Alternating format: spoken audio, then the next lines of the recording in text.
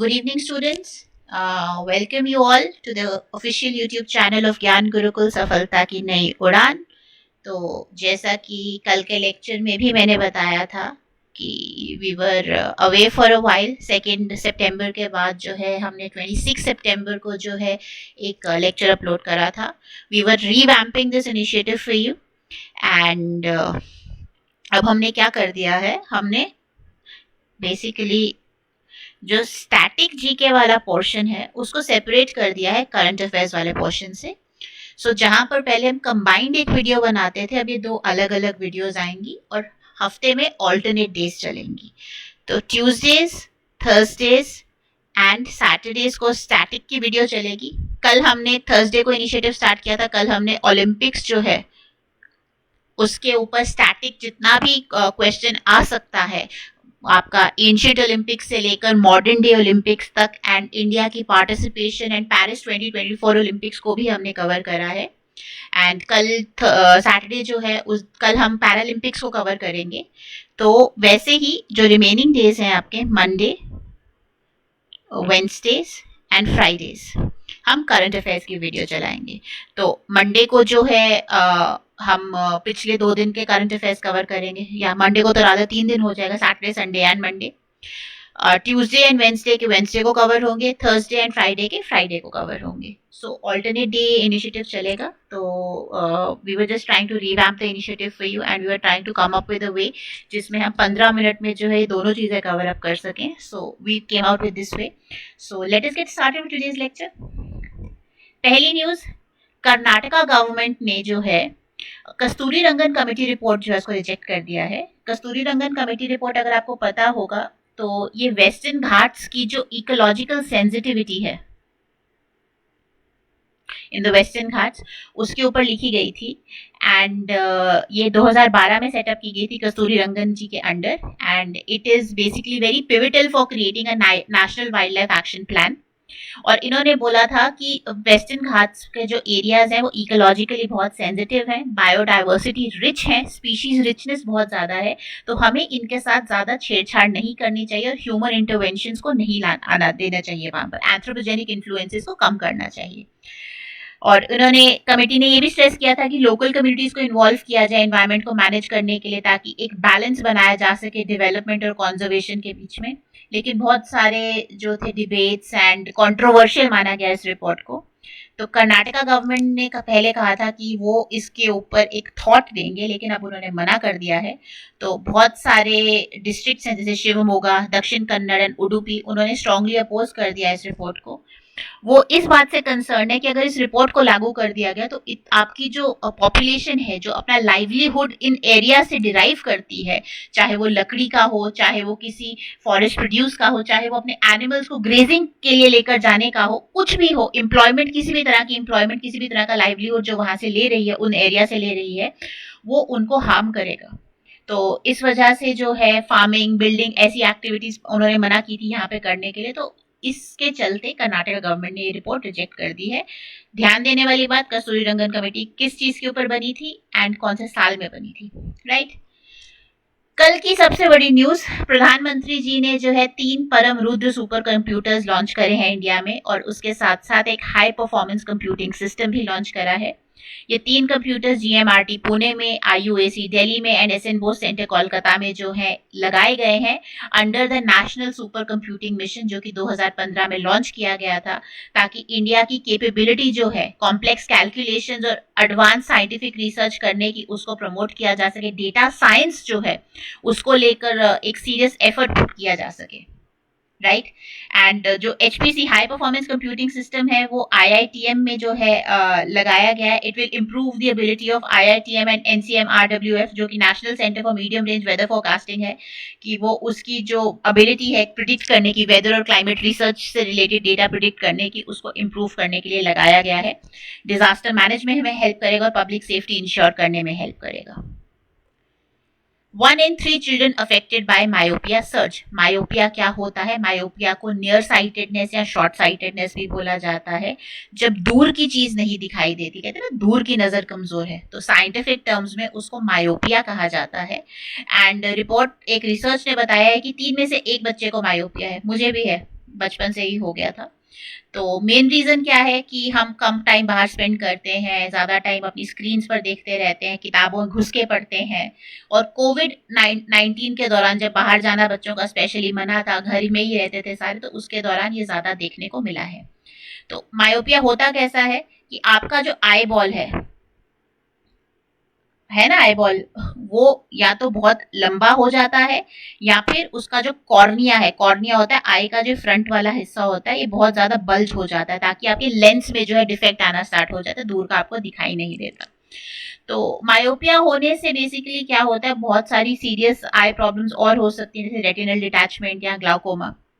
Right, लेकिन बहुत सारे ट्रीटमेंट्स अवेलेबल हैं, जैसे चश्मे पहनना या कॉन्टैक्ट लेंसेज पहनना। नए ट्रीटमेंट्स भी आए हैं जिसका नाम ऑर्थोकेराटोलॉजी है। ऑर्थोकेराटोलॉजी में क्या होते हैं, स्पेशल लेंसेज होते हैं जो आपको रात को पहनने होते हैं, ताकि आपकी आंख की जो शेप है, ये जो ज्यादा लंबी या कॉर्निया, आंखों का जो फ्रंट पार्ट है जो खराब हो गया है, उसमें जो है उसको रीशेप किया जा सके। राइट, ज़्यादा से ज़्यादा अगर आप नेचुरल सनलाइट में रहते हैं तो उससे भी जो है मायोपिया की प्रोग्रेशन जो है वो स्लो होती है। Genetics again have a role, they have a role to play in myopic. तो मायोपिया क्या है, ऑर्थोकेरेटोलॉजी क्या है, कौन कौन से आई डिजीजेस हो सकते हैं, और मायोपिया होता कैसे है, ये चीज ध्यान देने वाली है। पैक्ट फॉर द फ्यूचर, ये एक इम्पॉर्टेंट अग्रीमेंट है जो कि ग्लोबल पीस, सस्टेनेबिलिटी और इंक्लूसिविटी को जो है फ्यूचर जनरेशन के प्रमोट करने की बात करता है। एंड इसके दो मेन पार्ट्स हैं, एक है ग्लोबल डिजिटल कॉम्पैक्ट और एक है डिक्लेरेशन ऑन फ्यूचर जनरेशंस। तो जो डिजिटल कॉम्पैक्ट है वो बेसिकली जो डिजिटल वर्ल्ड है, जो आपकी डिजिटल टेक्नोलॉजीज हैं, स्पेशली आपका इंटरनेट और उससे रिलेटेड एसोसिएटेड टेक्नोलॉजीज हैं, उन्हें ज़्यादा एक्सेसिबल, सिक्योर और फेयर, जस्ट बनाने की, इक्विटेबल बनाने की कोशिश कर रहा है, ताकि टेक्नोलॉजी जो है ज़्यादा से ज़्यादा लोग यूज़ कर सकें और ज़्यादा से ज़्यादा इंटीग्रेटेड हो सके, और सबको उससे बराबर फायदा होना चाहिए। और डेक्लेरेशन ऑन फ्यूचर जनरेशंस जो है, ये बेसिकली इन कमिटमेंट्स पे फोकस करता है, जहाँ पे हम राइट्स और अपॉर्चुनिटीज को प्रोटेक्ट करने की बात करते हैं फ्यूचर जनरेशंस के लिए, स्पेशली बच्चों के लिए या हमारे ग्रैंड चिल्ड्रन के लिए, so that they can have a better life and access to resources. तो ये पैक्ट जो है, ये 193 मेंबर्स की जो असेंबली है, यूनाइटेड नेशंस जनरल असेंबली, वहाँ पे अडॉप्ट किया गया है। एंड ज़्यादा से ज़्यादा कंट्रीज पे अग्री कर चुकी हैं ऑलरेडी, इसका ही मतलब है। ऑल्दो लास्ट मिनट कुछ ऑपोजिशन थी, जैसे Russia, Iran, north Korea, democratic Republic of Korea जिसका ऑफिशियल नेम है, सीरिया, इन्होंने चेंजेस प्रपोज किए। उन्होंने कहा कि भाई दूसरी कंट्रीज जो हैं हमारे मसलों में इंटरफेयर नहीं करनी चाहिए, a term which is known as sovereignty. हमें अपना सॉवरेनिटी जो है मेंटेन करने का हक है। एंड जो नॉन गवर्नमेंटल ऑर्गेनाइजेशंस हैं या जो प्राइवेट बिजनेसेस हैं, उनका जो इन्फ्लुएंस है ग्लोबल इश्यूज पर, वो कम कर देना चाहिए। लेकिन ये एक्सेप्ट नहीं किए गए, बिकॉज हम आज की डेट में एक मल्टी स्टेक होल्डर इन्वायरमेंट में रहते हैं, जहाँ पे हर कोई एक एक्टिव पार्टिसिपेंट है। तो इन चेंजेस को जो प्रपोज किए गए थे, रिजेक्ट कर दिया गया। मनकीडिया कम्युनिटी, इनको जो है हैबिटेट राइट्स मिले हैं ओडिशा में। Mankidia community has become the 6th particularly vulnerable tribal group Odisha का, और सेकंड ग्रुप, एक ऐसा ग्रुप जिसको फॉरेस्ट राइट्स एक्ट के तहत जो है ये हक मिले हैं कि वो उनको हैबिटेट राइट्स मिले हैं ओडिशा की फॉरेस्ट में। तो एक सेमी नोमैडिक कम्युनिटी है, ये कुई लैंग्वेज जो है, KUI, उसका एक डायलेक्ट बोलती हैं। एंड मूव अराउंड करती हैं, रिसोर्सेज ढूंढती हैं, एक जगह पर परमानेंटली नहीं रहती हैं। इनकी स्किल्स क्या क्या है, रोप मेकिंग एंड ये ट्रैपिंग एंड ईटिंग मंकीज इनकी ट्रेडिशनल प्रैक्टिसेस हैं। ये फॉरेस्ट रिसोर्सेज पे ही डिपेंडेंट है हिस्टोरिकली, अपने लाइवलीहुड के लिए और अपनी कल्चरल प्रैक्टिसेस के लिए। और इस नए रिकग्निशन के साथ जो ओडिशा गवर्नमेंट ने इनको दिया है under the forest rights act of 2006, ये अपने एंसेस्ट्रल लैंड्स को वापस क्लेम कर सकती हैं। ठीक है, तो बताया ना कि 6 पर्टिकुलरली वल्नरेबल ट्राइबल का ग्रुप बन गया ओडिशा का, एंड सेकंड जिसको हैबिटेट राइट्स मिले हैं। तो पहला ग्रुप कौन सा था, पौड़ी भुयान कम्युनिटी थी, जिनको 2024 में ही पहले राइट्स दिए गए थे। इसके अलावा जो बाकी 5 हैं वो हैं Juang, Saora, Chuktia Bhunjia and hill Kharia communities. ठीक है, तो फॉरेस्ट राइट्स एक्ट की अगर बात करें 2006 में पास किया गया था, एंड जो हिस्टोरिकल रॉन्ग्स जो ब्रिटिश एरा से जो हमने ट्राइबल्स के साथ गलत व्यवहार किया है, स्पेशली जो हमारे इतने मार्जिनलाइज और वालनरेबल ग्रुप्स हैं, उसको ठीक करने की कोशिश की गई है इस फॉरेस्ट राइट्स एक्ट के तहत। एंड बेसिकली जो फॉरेस्ट ड्वेलिंग शेड्यूल्ड ट्राइब्स हैं उनके राइट्स को रिकग्नाइज करता है, चाहे वो उनके लैंड राइट्स हों, चाहे वो उनके कमर्शियल राइट्स हों, चाहे वो उनके कोई और कल्चरल राइट्स हों, उन सब राइट्स को प्रोटेक्ट करता है। राइट, 4 तरीके के राइट्स जो है इसके अंदर प्रोटेक्ट किए जाते हैं। ऑल्दो कुछ लिमिटेशंस हैं कि इतना ही लैंड आप ओन कर सकते हैं, और कुछ कट ऑफ डेट्स है, 2005 दिसंबर की कट ऑफ डेट है जहां तक मुझे याद है। ठीक है, so that is about this Mankidia community. Harini Amarasuriya, ये जो है श्रीलंका की प्राइम मिनिस्टर बनी है, and she has become the first woman in 24 years to hold the prime ministership of Sri Lanka. 2000 में श्री मावो बंद्रा नाइके के पास ये थी, एंड नाउ आपकी हारिनी अमरसूरिया के पास, डॉक्टर हारिनी अमरसूरिया जो है इनके पास है। She is only the third woman to ever serve as a prime minister of Sri Lanka. ठीक है, इसके अलावा इन्होंने बहुत अदर इंपॉर्टेंट पोर्टफोलियोज भी होल्ड करे हैं, हेल्थ में, जस्टिस में, इन सब डिपार्टमेंट में। Now she is the prime minister, she has been sworn in as a prime minister of Sri Lanka. Sri Lanka के प्रेसिडेंट कौन है? अनुरा कुमार दिसनायके, याद रखिएगा, कभी कभी पूछ लिया जाता है। सॉरी, मेरे से गलत बटन दब गया। या world free zones organisation, WFZO congress, तो 10th एडिशन इस कांग्रेस का जो है जुमेरा में, दुबई में जो है होल्ड किया गया था। 23 से 25 सितंबर तक चला है, and it brings together leaders and experts from free zones, logistics and global trade. तो ये जो फ्री जोन्स हैं जिसकी हम बात कर रहे हैं, ये फ्री जोन्स क्या है? बेसिकली फ्री जोन्स ऐसे जोन्स है जहाँ पे टैक्स इंसेंटिव्स, कस्टम एडवांटेज और रेगुलेटरी एग्जेम्पशंस देखने को मिलती है, जहाँ पे ट्रेड और इनोवेशन और इन्वेस्टमेंट को प्रमोट किया जाता है। और ये जो वर्ल्ड फ्री जोन्स ऑर्गेनाइजेशन है, ये इन्हीं फ्री जोन्स को प्रमोट करती है। राइट, ग्लोबली प्रमोट करती है। 2014 में जो है इसकी फॉर्मेशन की गई, दुबई में बेस्ड है ये। राइट, तो नॉलेज भी शेयर करती है, बेस्ट प्रैक्टिसेस भी शेयर करती है फ्री जोन ऑपरेटर्स के बीच में। ठीक है, इंडिया से भी पार्टिसिपेशन देखने को मिली थी। Right, ocean 24, Russia and China massive naval exercise. Russia और चाइना ने एक बहुत बड़ी मैसिव नेवल एक्सरसाइज जो है वो करी। इसको क्या हो गया, सॉरी, हाँ, मैसिव नेवल एक्सरसाइज करी, इसका नाम ओशन 24 था।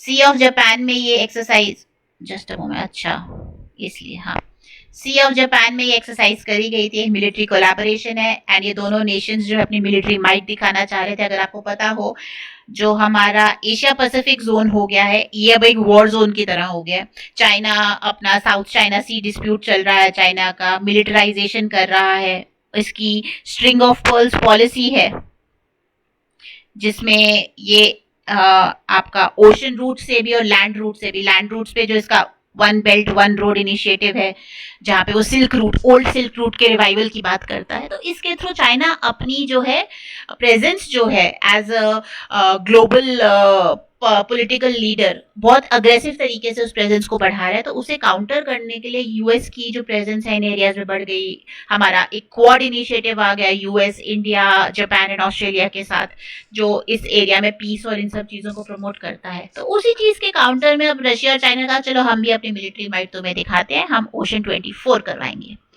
तो 6 दिन चली ये एक्सरसाइज, 2000 से ज्यादा वॉरशिप्स, 120 से ज्यादा एयरक्राफ्ट, 90,000 मिलिट्री पर्सनल जो है इसमें पार्टिसिपेट किया। और सिर्फ सी ऑफ जापान तक ये लिमिटेड नहीं रही, इसने Pacific, Arctic, Mediterranean, Caspian and Baltic seas को भी कवर करा।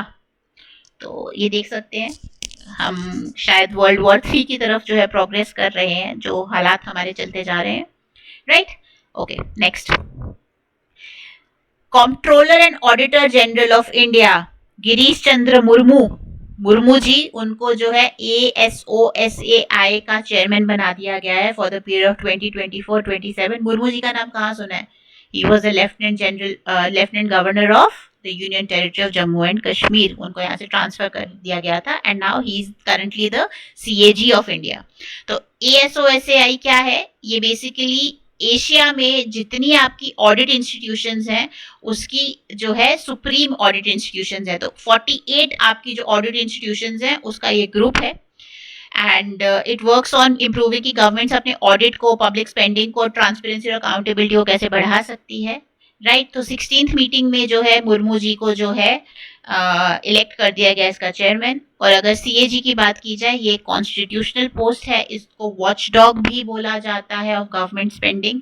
सिर्फ फाइनेंशियल प्रूडेंस नहीं देखते ये आपकी प्रॉपर्टी भी देखते हैं कि एथिकल मीन्स से पैसा खर्च हुआ है और जिस पर्पस के लिए पैसा था क्या उस पर्पस के लिए खर्च हुआ है, राइट। आर्टिकल 148 जो है आपका इंडियन कॉन्स्टिट्यूशन का, वो सीएजी के साथ डील करता है। 6 साल की टर्म रहती है, प्रेसिडेंट ऑफ इंडिया अपॉइंट करते हैं और इनकी रिपोर्ट जो है पार्लियामेंट और स्टेट लेजिस्लेचर्स को सबमिट की जाती हैं, ठीक है, directly, that he does not work under anyone. CAGs can attend the parliamentary sessions although they do not have a right to vote, ठीक है। Indian state of forest report 2023, ये जो रिपोर्ट है इसमें डिले देखने को मिला है। लास्ट एडिशन इस रिपोर्ट का 2021 में आया था। ये जो Indian state of forest report है ये हर 2 साल में एक बार निकाली जाती है। फॉरेस्ट सर्वे ऑफ इंडिया जो कि ministry of environment, forest and climate change के अंडर एक इंस्टीट्यूशन है, इसे निकालता है, इसे पब्लिश करता है। लेकिन 2023 की रिपोर्ट अभी तक रिलीज नहीं हुई है, उसमें डिले देखने को मिला है। एंड लोगों को यही लग रहा है, इन्वायरमेंटलिस्ट और एक्सपर्ट्स को, क्योंकि इंडिया के फॉरेस्ट कवर में डिक्लाइन देखने को मिला है। बहुत सारे हमारे लेजिस्लेटिव चेंजेस आए थे जहाँ पे हमने फॉरेस्ट कंजर्वेशन एक्ट को भी मॉडिफाई करा था। तो उन सब चीज़ों को, EIA रेगुलेशंस को जो है हमने जो है थोड़ा सा रिलैक्स कर दिया था अगेन। तो उन सब चीज़ों के चलते कहीं ना कहीं फॉरेस्ट एरिया में डिक्लाइन देखने को मिला है, इसलिए गवर्नमेंट जो है डिले कर रही है इस रिपोर्ट को पब्लिश करना। अगर 2021 की फॉरेस्ट रिपोर्ट की बात करें तो उन्होंने कहा था कि 789 स्क्वायर किलोमीटर जो था इंडिया का अंडर फॉरेस्ट था। स्मॉल इंक्रीज देखने को मिला 2019 से। तो मे बी इस साल कुछ इंक्रीज देखने को मिला ही नहीं है, जहां पर हम कह रहे हैं कि हम 33% जो है अपनी कार्बन सीक्वेस्ट्रेशन कैपेसिटी जो है बढ़ाएंगे, 33 बिलियन जो है वो करेंगे उस चीज को under our sustainable development goals के जो टारगेट्स हमने दिए थे, जो हमारे INDC थे, इंटेंडेड नेशनल डिटरमिन्ड कॉन्ट्रीब्यूशंस। तो आई थिंक इस वजह से इस रिपोर्ट में आए क्या, एक्सपर्ट्स थिंक कि इस वजह से इस रिपोर्ट में डिले देखने को मिल रहा है। CM Dhami releases Khaki Mein Sthit Pragya by former AGP Anil Raturi. तो पुष्कर सिंह धामी कहाँ के चीफ मिनिस्टर हैं? पुष्कर सिंह धामी उत्तराखंड के चीफ मिनिस्टर हैं। उन्होंने जो फॉर्मर DGP ऑफ पुलिस थे अनिल रतूड़ी उत्तराखंड के, he is an experienced IPS officer, उनकी मेमोआर्स और उनका जो एक्सपीरियंस है इस किताब में उन्होंने लिखा है, उसको रिलीज करी थी, राइट। तो उन्होंने बताया कि क्या क्या चैलेंजेस रहते हैं पीस, ऑर्डर, लॉ मेंटेन करने का और किस हिसाब से पेशेंस के साथ जो है आपको डील करना पड़ता है, और बहुत अपनी जो विल है, अपनी जो सहन शक्ति है और अपनी जो दृढ़ निष्ठा है उसको आपको रखनी पड़ेगी। गवर्नर कौन है उत्तराखंड का? गुरमीत सिंह। सेंटर ने गिर प्रोटेक्टेड एरिया के आसपास एक इको सेंसिटिव जोन जो है वो डिक्लेयर कर दिया है। गिर कहाँ पर है? गुजरात में है। इट इज़ इंडिया में the only habitat of the Asiatic Lions, और 1.84 लाख हेक्टेयर्स जो है गिर प्रोटेक्टेड एरिया का, उसको इको सेंसिटिव जोन बना दिया गया है। 196 विलेजेस आते हैं, 3 districts and including 17 reverse with a buffer zone of 10 kilometres from गिर प्रोटेक्टेड एरियाज बाउंड्री, ठीक है। चाइना का जो स्मार्ट ड्रैगन 3 रॉकेट है, उन्होंने सक्सेसफुली 8 सैटेलाइट्स लॉन्च करी हैं। सितंबर 24, 2024 को चाइना ने लॉन्च करी अपने स्मार्ट ड्रैगन 3 कैरियर से। कहाँ से लॉन्च किया था? शैंगडोंग प्रोविंस से। 8 satellites including the Tianyi 41 into the planned orbits. Develop किसने किया था? Chinese Academy of Launch Vehicle Technology ने। दिल्ली के जो लेफ्टिनेंट गवर्नर हैं उन्होंने dust free drive in Delhi जो है उसको प्रमोट करने की बात की है। हमेशा हम देखते हैं दिवाली के बाद दिल्ली के ऊपर स्मोगी कंडीशंस देखने को मिलती है, जहाँ पे स्मोक और फॉग मिक्स कर जाते हैं और एयर क्वालिटी में बहुत गंदा इम्पैक्ट देखने को मिलता है। तो कौन कौन सी एजेंसीज हैं? Municipal corporation of Delhi, public works department और दिल्ली जल बोर्ड। अगर आपको पता हो, Arvind Kejriwal has step down from being the 7th chief minister of Delhi and the oath recently was taken by Atishi Marlena Singh who has become the youngest chief minister of Delhi. तो ये भी ध्यान में रखने वाली न्यूज़ है। पोल्यूशन लेवल्स कम करने की बात होती है, specially during the winter season, जहाँ पर स्टबल बर्निंग की वजह से एग्रीकल्चरल एरियाज में जो एग्रीकल्चरल बर्निंग होती है उसकी वजह दिल्ली में हमें स्मोगी कंडीशंस देखने को मिलती हैं। तो दिल्ली के गवर्नर ने कहा कि इस बार हम डस्ट फ्री दिवाली मनाएंगे ताकि पोल्यूशन लेवल को और एयर क्वालिटी को इम्प्रूव किया जा सके। Russian Soyuz MS-25 brings ISS crew safely back to Earth.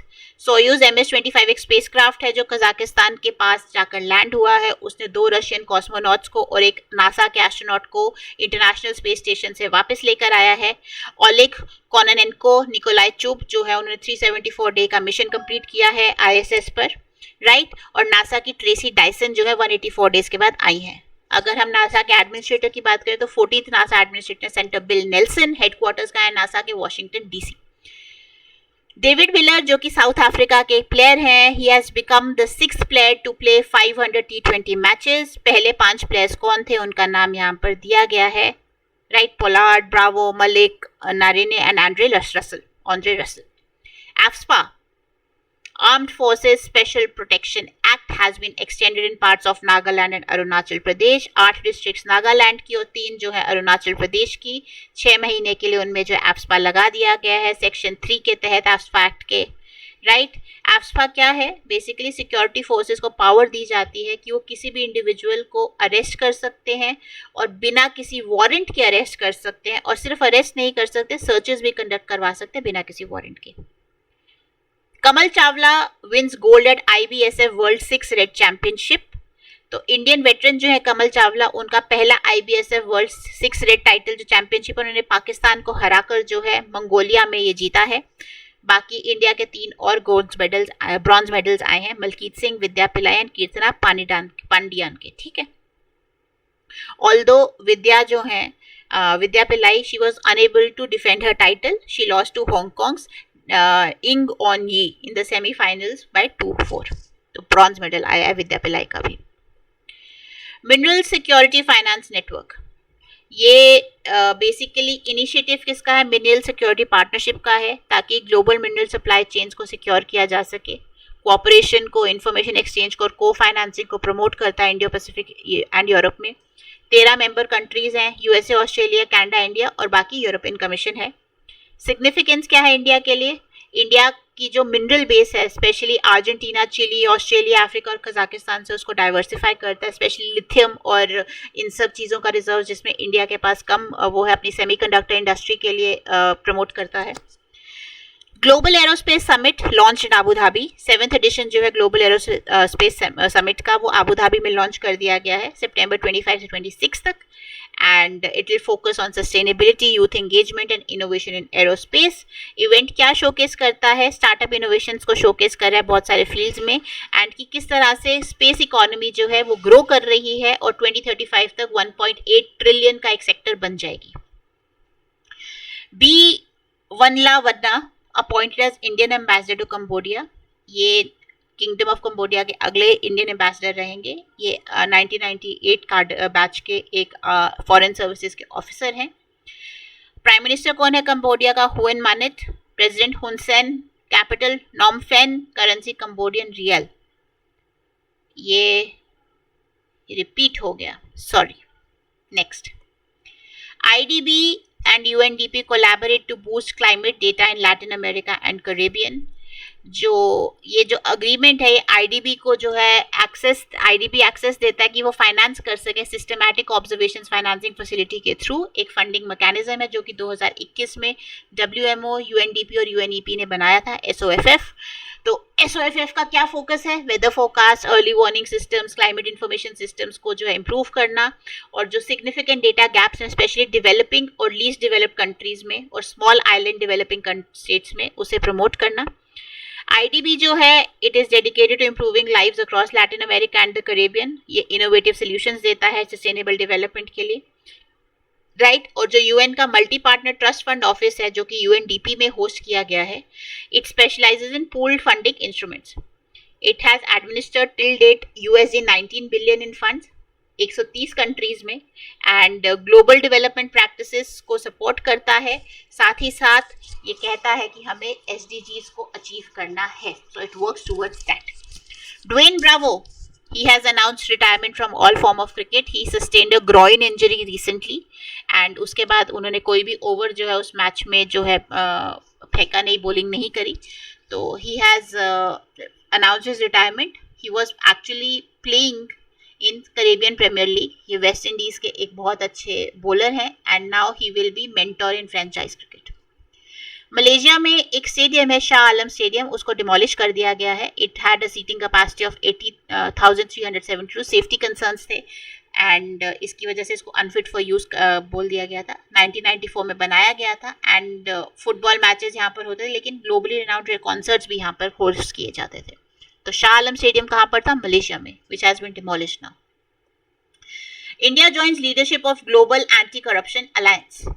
India को 15 मेंबर ग्लोब स्टीयरिंग कमेटी में इलेक्ट कर दिया गया है और इस ग्लोब कमेटी का क्या पर्पस है? करप्शन और एसेट रिकवरी, करप्शन को कॉम्बैक्ट करना और जो एसेट्स जो हमारे इस करप्शन की वजह से हमने लूज करे हैं उसे जो है रिकवर करना।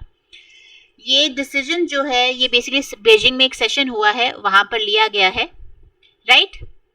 एंड एक मल्टी स्टेज वोटिंग प्रोसेस के बाद as a member of the steering committee, India is poised to play a pivotal role in shaping the global anti-corruption agenda, leveraging its experience and expertise in the field. Globe network की अगर बात की जाए, G20 का एक initiative है, India इसको 2020 से सपोर्ट कर रहा है और सेंट्रल ब्यूरो ऑफ इन्वेस्टिगेशन जो इंडिया की प्रीमियर करप्शन फाइटिंग एजेंसी है और इन सब केसेस में डील करती है, उन्होंने हाईलाइट किया कि इंडिया का पार्टिसिपेशन इंस्ट्रूमेंटल होगा करप्शन को ग्लोबली टैकल करने के लिए। निर्मला सीतारमन ने 9th AIIB board of governors meeting Samarkand में जो है अटेंड करी है, राइट। समरकंद कहाँ है? उज्बेकिस्तान में है एंड इस दौरान उन्होंने उज्बेकिस्तान के जो प्रेसिडेंट हैं शफकत मिर्जियोयेव, उनके साथ भी मीटिंग करी है। थीम क्या था इस ईयर की मीटिंग का? Building resilient infrastructure for all. Asian Infrastructure Investment Bank की बात करें तो 2016 से ऑपरेशनल है, एक मल्टीलैटरल बैंक है, चाइना का सबसे ज़्यादा होल्ड शेयर है, उसके बाद इंडिया का शेयर है 7.74% का। सॉवरेन और नॉन सॉवरेन लोन्स यानी पब्लिक एंड प्राइवेट लोन्स दोनों देता है।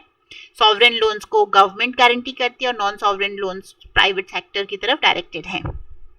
प्रेसिडेंट जिन लिकुन और हेडक्वार्टर्स कहाँ है? बीजिंग चाइना में। ये चीज़ ध्यान देने वाली है। स्टैटिक का पोर्शन है, ये भी स्टैटिक का पोर्शन है, बट स्टैटिक का अलग से इनिशिएटिव चल रहा है, उस पर भी आप ध्यान दीजिएगा एंड जितना ज़्यादा वर्ड स्प्रेड कर सकते हैं please spread the word.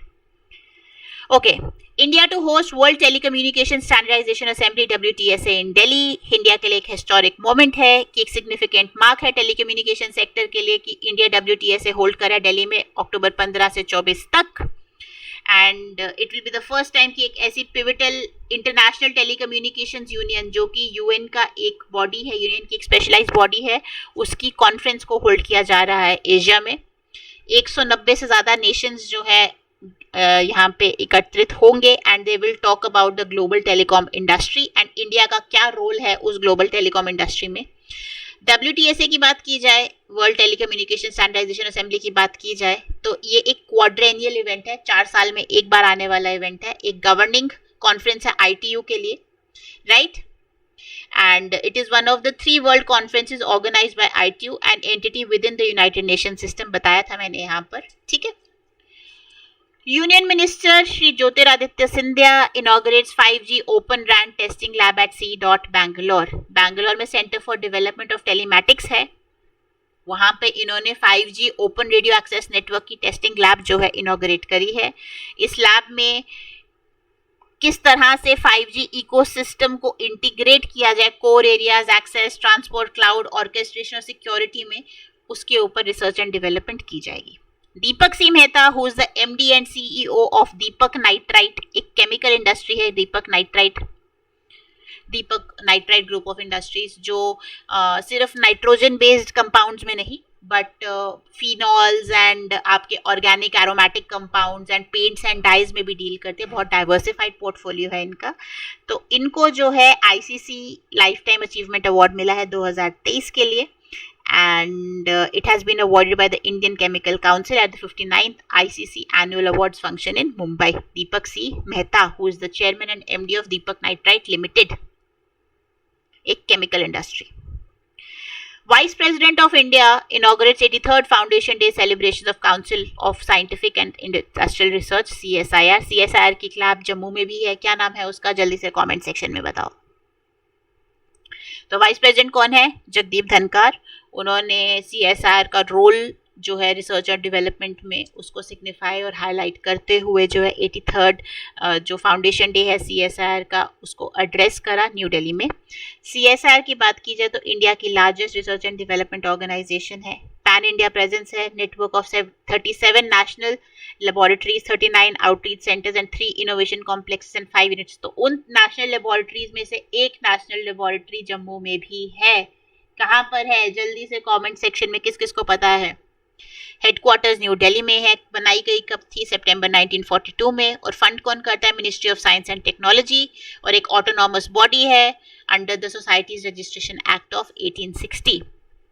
Jaishankar साहब जो कि यूनाइटेड नेशंस जनरल असेंबली के सेशन के लिए गए हैं, 79 सेशन के लिए न्यूयॉर्क में, उन्होंने इस इवेंट के साइडलाइंस में L69 और C10 ग्रुपिंग्स की मीटिंग्स भी अटेंड करी। C10 क्या है, committee of 10, group of African countries है, that is part of the African Union, and इसको C10 बोला जाता है। They are basically aimed at advancing education, science and technology in these regions, और यही द अफ्रीका वी वांट, उनका vision क्या है, the Africa we want agenda 2063 में उन्होंने हाईलाइट करा है। दूसरा L69 की बात की जाए तो ये 32 डेवलपिंग नेशंस है including India, from Asia, Africa, Latin America, Caribbean and the Pacific, specially आपकी जो स्मॉल आइलैंड डेवलपिंग स्टेट्स हैं, and basically it works towards a more equitable and just world, जहां पर परमानेंट और नॉन परमानेंट मेंबरशिप जो है UNSC की, security council की, UN के सिक्योरिटी काउंसिल के रिफॉर्म्स की बात होती है, और बार बार आता है कि जो 5 परमानेंट मेंबर्स हैं उसको एक्सटेंड किया जाए, और इंडिया जो है उन परमानेंट मेंबर्स में जो है अपनी एक जगह बनाने की कोशिश कर रहा है। तो वही L69 जो है उसका भी यही एजेंडा है कि UNSC के जो रिफॉर्म्स हैं वो देखने को मिले, ताकि जो ग्लोबल रियलिटीज चेंज हुई है, 1945 जब UN बना था तब से लेकर अब तक ग्लोबली हमें जियोपॉलिटिकली बहुत सारे चेंजेस देखने को मिले, तो उन्हें इनकॉर्पोरेट किया जाए। एंड इसका नाम कहाँ से डिराइव किया जाता है, from the draft document number L.69 जो कि 2007-8 में टेबल किया गया था, जिसकी वजह से जो है ये ग्रुपिंग बनी थी। लेबर मिनिस्ट्री ने अमेजॉन के साथ पार्टनर कर लिया है एम्प्लॉयमेंट को प्रमोट करने के लिए, स्पेशली यूथ के लिए, अपने NCS national career services platform के थ्रू। इस MOU की ड्यूरेशन रहेगी 2 साल। रिक्रूटमेंट प्रोसेस क्या रहेगा, अमेजॉन और जो थर्ड पार्टी स्टाफिंग एजेंसीज हैं वो NCS पोर्टल पे जॉब वैकेंसीज डालेंगी और वहीं से हायरिंग करेंगी। जॉब फेयर्स होल्ड किए जाएंगे और इंक्लूसिविटी को प्रमोट किया जाएगा, यानी दिव्यांगजन, विमेन, इनको जो है अपॉर्चुनिटीज दी जाएंगी, प्रायोरिटाइज किया जाएगा एम्प्लॉयमेंट एम्प्लॉयमेंट ड्राइव्स में, और वर्कफोर्स डाइवर्सिटी को प्रमोट किया जाएगा। तो अगर 27 सितंबर 2024 नहीं आया था, 27 सितंबर की हिस्ट्री की बात करें, 2003 में ब्रिटिश एयरवेज का जो कॉनकॉर्ड एयरक्राफ्ट था which flew faster than the speed of sound, उसने अपनी लास्ट फ्लाइट ली थी न्यूयॉर्क से लंदन। 2000 में ओपेक कंट्रीज का समिट जो बिगिन हुआ था वो काराकास कैपिटल ऑफ वेनेजुएला में स्टार्ट हुआ था। 1988 अमेरिकन स्पेसक्राफ्ट डिस्कवरी जो था वो केप कैनावेरल से लॉन्च किया गया था, एंड 1958 में Mihir Sen became the first Indian to swim across the British Channel. So ये कुछ ध्यान देने वाले, अगेन स्टैटिक का ही पोर्शन है। आप मुझे कमेंट्स में बताओगे ओपेक कंट्रीज क्या है।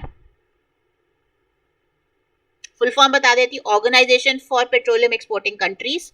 तो इनका क्या एजेंडा है और क्यों इम्पोर्टेंट है ये। So that is all for today. I will see you all on what, आज फ्राइडे है ना, I will see you all on Monday.